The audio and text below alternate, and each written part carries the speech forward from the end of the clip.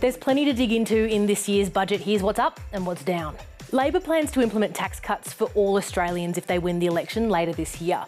From July next year, the 16% tax rate will be cut to 15% and then cut again a year later to 14%, which is forecast to cost the budget $17 billion.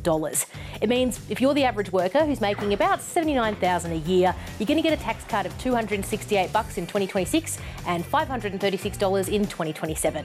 Treasury's also forecasting that your wages are soon going to buy you more, with pay packets expected to grow while inflation, the rising cost of everything, steadies.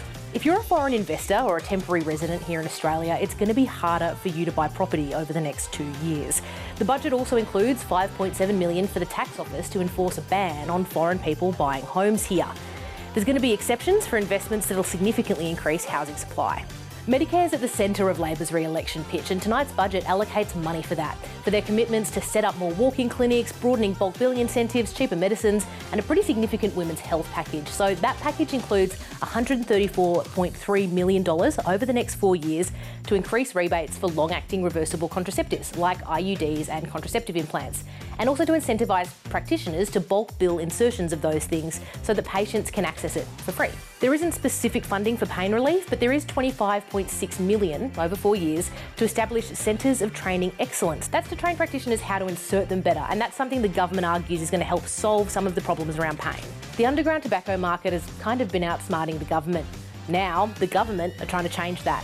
Ciggy taxes bring in a lot of money for the government, but they're expecting that to drop in the next little while to the tune of $6.9 billion that's mainly lost to people buying illegal tobacco instead of the stuff that has a tax on it.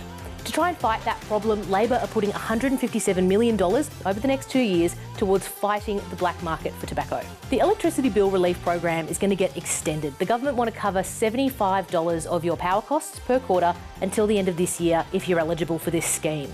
This program's been going since the last budget, and Treasury actually credits state and federal government rebates like this with helping slow inflation.